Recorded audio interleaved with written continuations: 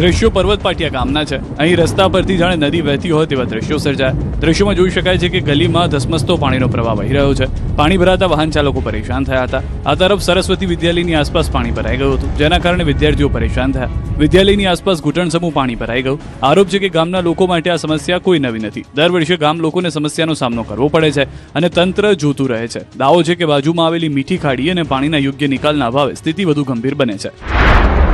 રસ્તા પર ડહોળા સ્વિમિંગ પુલના દ્રશ્યો પલસાણાના છે। કડોદરામાં અનેક વિસ્તારમાં આવી સ્થિતિ સર્જાઈ। વોર્ડ નંબર 2 ની શ્રીનિવાસ સોસાયટી બહાર જ પાણી ભરાતા સ્થાનિકોએ રોષ વ્યક્ત કર્યો। દ્રશ્યોમાં જોઈ શકાય છે કે સમગ્ર વિસ્તારમાંથી રસ્તો ગાયબ છે। રસ્તા પર માત્ર ને માત્ર વરસાદી પાણી છે। સામ્રાજ્ય જમાવી ચૂક્યું છે, જે સુરત મહાનગરપાલિકાની પ્રી મોન્સૂન કામગીરીની ચાડી ખાઈ રહ્યું છે। ગટર જામ થઈ જતા પાણીનો નિકાલ અટકી ગયો છે, જેને સ્થાનિકોએ જાતે ખુલ્લી કરી પાણીના નિકાલનો પ્રયાસ કર્યો। એટલે કે ટેક્સ પણ આપો અને મહાનગરપાલિકાનું કામ જાતે જ કરો। સ્થાનિકોએ આ અંગે કેટલીક રજૂઆત કરી, પરંતુ મનપા ઘોર નિંદ્રામાં જાગ્યું જ નહીં। જો કે હવે જાગી જાય તો સારું। સુરતના ઉધના, ડિંડોલી અને કીમમાં પણ પાણીનું સામ્રાજ્ય। આ દ્રશ્યો પણ જોઈ લો। સામાન્ય વિસ્તારમાં સ્માર્ટ સિટી સુરતની હાલ આવા છે। સુરતના ઉધના અને નવાગામ ડિંડોલીને જોડતું ભીમનગર ગરનાળું છે, જે પહેલા વરસાદમાં જ પાણીમાં ગરકાવ થયું છે અને પરિણામમાં વાહન ચાલકો પરેશાન થયા। સડસડાટ દોડતા વાહનો અહીં પહોંચતા જ જાણે ધક્કા ગાડી બની ગયા। 2.5 ઇંચ વરસાદમાં ગરનાળામાં 5 ફૂટ જેટલું પાણી ભરાઈ ગયું, જેના કારણે વાહન વ્યવહાર બંધ થયો હતો। ઉધના મેઇન રોડ પર પણ પાણી ભરાતા વાહન ચાલકોને હાલાકીનો સામનો કરવો પડ્યો। સુરતથી નવસારી જતો આ રસ્તો છે, અહીંથી રોજ હજારો વાહન ચાલકો પસાર થાય છે। પહેલા વરસાદમાં જ વાહન ચાલકોને સુરત મનપાની બહેરમારીથી પાણીવાળી રાઈડની મજા મળી ગઈ। સ્માર્ટ સિટીના દ્રશ્યો પણ સ્થાનિકોને ચોંકાવી રહ્યા છે। વરસાદી પાણી સાથે કેમિકલનું પાણી મિક્સ થયું। દ્રશ્યોમાં જોઈ શકાય છે કે ગટર બેક મારી રહી છે અને તેમાંથી લાલ પાણી નીકળી રહ્યું છે। એટલે કે તંત્ર પ્રી મોન્સૂનની સાથે સાથે કેમિકલ માફિયાઓ સામે કાર્યવાહી કરવામાં પણ ઊણું ઉતર્યું છે। આ પાણી અહીંથી પસાર થતા લોકો માટે બીમારીનું કારણ બની શકે છે। જો કે કારમાં મસ્ત એસી ચાલુ કરીને જતા નેતાઓ અને અધિકારીઓને ગભરાવાની જરૂર નથી। ચિંતા તો સુરતમાં રહેતા ગરીબ અને મધ્યમ વર્ગના લોકોને કરવાની છે। પ્રથમ વરસાદમાં સુરતનું ડિંડોલી પણ જાણે ડૂબી ગયું। ભારે વરસાદના કારણે રોડ પર ઘૂંટણસમાં પાણી ભરાઈ ગયા। ડિંડોલીના નવનિર્મિત બ્રિજ પાસે પાણી ભરાતા લોકો હેરાન થયા। અહીં પાલિકાએ ગટરની સુવિધા તો બનાવી દીધી, પરંતુ તેમાંથી પાણીનો નિકાલ થાય તે સુવિધા કદાચ મનપાની ડિક્શનરીમાં નથી, જેનું પરિણામ સામે છે। સુરતના કીમ ગામમાં પણ પાણી ભરાયું। શહેરની કૈલાશ સોસાયટી અને નવજીવન સોસાયટી બહાર પાણીના ખાબોચિયા ભરાયા, જેને લઈને સ્થાનિકો પરેશાન થયા। મહત્વનું છે કે સુરત મહાનગરપાલિકાએ વિકાસના કામો માટે 10,000 કરોડથી વધુનું બજેટ મંજૂર કર્યું છે, પરંતુ આ બજેટ કોના વિકાસ માટે વપરાઈ રહ્યું છે તે સવાલ છે। નવસારીમાં પ્રથમ વરસાદે લોકોની ઘર વખરી પલાળી, તંત્ર ઊંઘતું રહ્યું।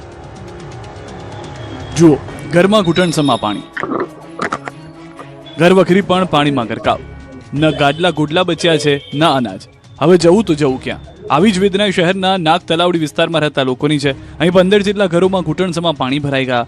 લોકોની ઘર વખરીને નુકસાન પહોંચ્યું। ઘરનો સામાન પાણીમાં તરતો જોવા મળ્યો। પહેલા વરસાદમાં જ આ સ્થિતિ સર્જાતા સ્થાનિકોએ રોષ વ્યક્ત કર્યો અને તંત્રની કામગીરી પર સવાલ ઉઠાવ્યા।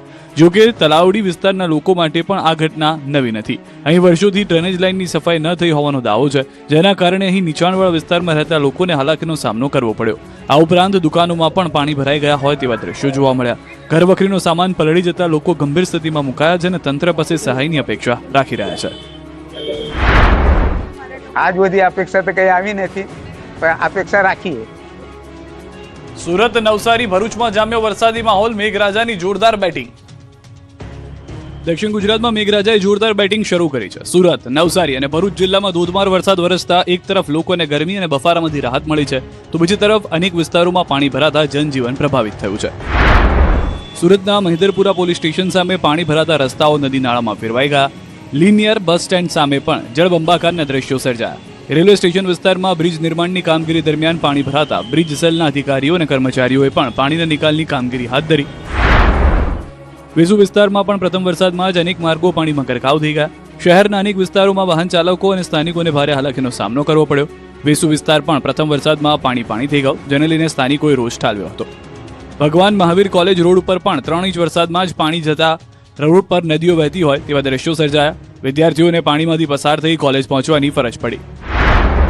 બીજી તરફ સુરત જિલ્લાના અરેઠ, કામરેજ અને સરથાણા સહિતના ગ્રામ્ય વિસ્તારોમાં વહેલી સવારથી ક્યાંક ધીમી ધારે તો ક્યાંક ધોધમાર વરસાદ વરસ્યો।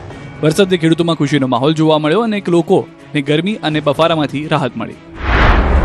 નવસારીમાં પણ લાંબા વિરામ બાદ મેઘરાજાએ ધમાકેદાર એન્ટ્રી કરી. શહેરના Dhanera point, session road, tower road અને ડેપો સહિત અનેક વિસ્તારોમાં ધોધમાર વરસાદ વરસ્યો.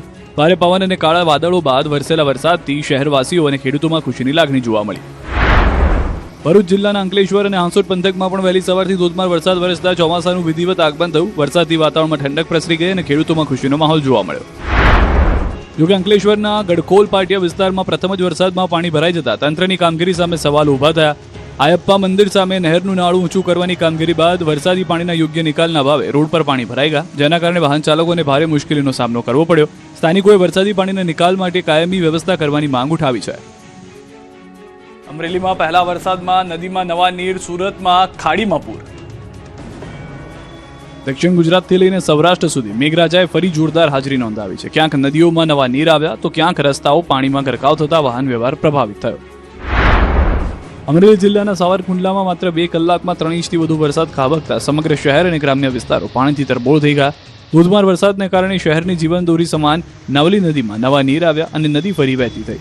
વંડા, વીજપડી, પઠવડી સહિતના ગામોમાં પણ મેઘરાજાએ મન મૂકીને વરસતા ખેડૂતોમાં ખુશીની લાગણી જોવા મળી. સુરત જિલ્લાના માંડવી તાલુકામાં ઉપરવાસમાં પડેલા ભારે વરસાદને કારણે વાવિયા ખાડીમાં પૂર જેવી સ્થિતિ સર્જાઈ હતી. રોધાનથી મુંજલાવ, ઉશ્કેર અને રામકુંડને જોડતા બ્રિજ પર વરસાદી પાણી ફરી વળતા માર્ગ બંધ કરવો પડ્યો હતો, જેના કારણે સ્થાનિક લોકોને 8 કિલોમીટર લાંબો ધક્કો ખાવો પડ્યો. તાપી જિલ્લામાં સતત બીજા દિવસે વરસાદી માહોલ યથાવત રહ્યો. વ્યારા, ડોલવણ અને ઉચ્છલ સહિતના અનેક વિસ્તારોમાં ઝરમર વરસાદ નોંધાયો. ખેડૂતો હજુ સારા વરસાદ માટે મીટ માંડીને બેઠા છે. વલસાડના ધરમપુરમાં ધોધમાર વરસાદ વરસ્યો. ધરમપુરમાં સવારથી જ બપોર સુધી 2 ઇંચ વરસાદ નોંધાયો. નાના પોંઢા અને વાપીમાં બપોર સુધી 1 ઇંચ વરસાદ વરસ્યો, જ્યારે જિલ્લાના અન્ય તાલુકાઓમાં સરેરાશ 1.5 ઇંચ વરસાદ વરસ્યો. જોકે હજુ વાવણી લાયક વરસાદની ખેડૂતો રાહ જોઈ રહ્યા છે.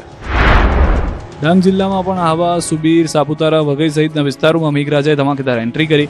ગ્રામ્ય વિસ્તારોમાં પણ સારો વરસાદ નોંધાતા ખેતી માટે અનુકૂળ વાતાવરણ સર્જાયું. ખેડા જિલ્લામાં પણ બપોર બાદ મેઘરાજાની એન્ટ્રી થઈ. નડિયાદ શહેર સહિત આસપાસના વિસ્તારોમાં વરસાદી માહોલ છવાયો. નડિયાદ શહેરમાં પવન સાથે વરસાદી ઝાપટું પડ્યું. વરસાદી માહોલથી વાતાવરણ ખુશનુમા બન્યું. દમણમાં પણ મુશળધાર વરસાદી જનજીવનને અસર પહોંચાડી. અનેક રસ્તાઓ પર પાણી ભરાઈ જતા વાહન ચાલકોને મુશ્કેલીનો સામનો કરવો પડ્યો. નીચાણવાળા વિસ્તારોમાં પાણી ભરાવાની સ્થિતિ સર્જાઈ હતી. અમરેલીના ખાંભામાં ધોધમાર વરસાદ. ગીરના ગામડાઓમાં વરસાદી માહોલ જામ્યો. ખાંભાના નાનુડી, ભાડ, ઇંગોરાળા, ઉમરિયા સહિતના ગામોમાં ધોધમાર વરસાદ વરસ્યો. ધોધમાર વરસાદના પગલે વાડી ખેતરોમાં પાણી વહેતા થયા. વાવણી લાયક વરસાદ પડતા ખેડૂતો પણ ખુશખુશાલ જોવા મળી રહ્યા છે. સૌરાષ્ટ્રના મોટાભાગના વિસ્તારોમાં વરસાદનો હાલમાં માહોલ જે છે તે જામતો જોવા મળી રહ્યો છે. ખાસ કરીને અમરેલી, ભાવનગરથી આ દ્રશ્યો જોવા મળી રહ્યા છે. વલસાડ જિલ્લાના ધરમપુરમાં મેઘરાજા